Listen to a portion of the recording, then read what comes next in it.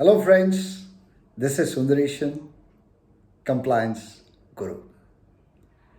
Well, you're tuned into my channel for senior management and board members that deals with the nuances inside boardrooms. The playlist that you're tuned in is Board Anatomy, and the word that I'm going to discuss is fraud. You are a fraud. They are frauds. What a fraud. They are fraudsters. These comments, these comments you would have heard in corporate. Whenever there is a scam, whenever there's a sham, whenever there's a scandal, and there's no stopping immediately after a fraud occurs. But then, what is the meaning of this word fraud? Well, it means a wrongful or criminal deception intended to result in financial or personal gain. Frauds can be criminal, frauds can be civil. Well, every fraudster, every fraudster claims, catch me if you can. And then they flee. They flee the country, the company, and then the regulators are after them. Now it's a country-centric subject because there are fraudsters who also have the guts to say, okay, catch me. After that, what? What can you do? Because that is on account of the legal system that tries a fraudster in any country. Well, frauds are different in the West and in the East. Frauds are getting a faster remedy in the West, whereas in the East, it's a little slow. Imprisonment in the West is upwards of 150 years also, whereas in the East, only time is a healer, and we'll have to wait and watch.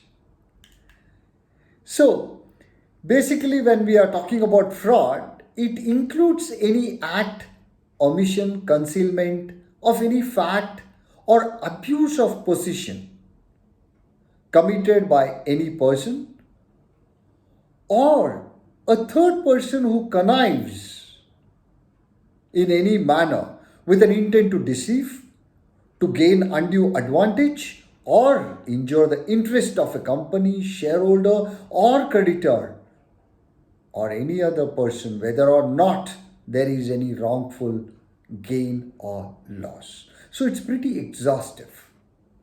The way frauds have got defined, it is exhaustive.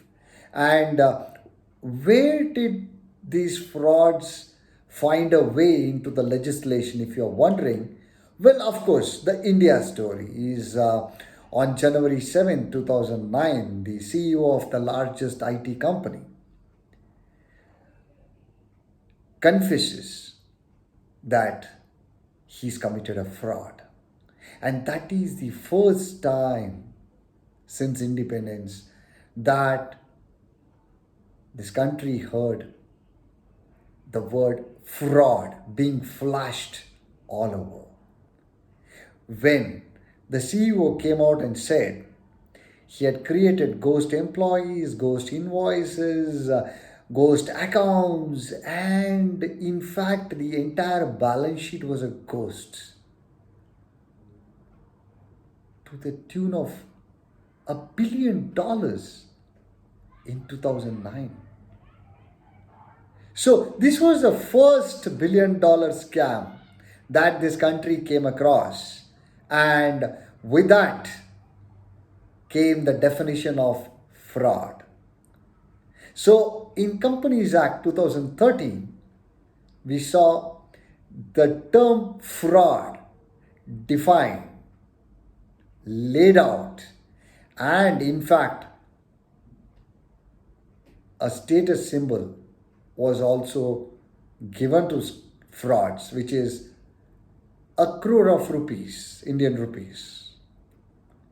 But my take for you is the current status symbol for any fraud is $1 billion.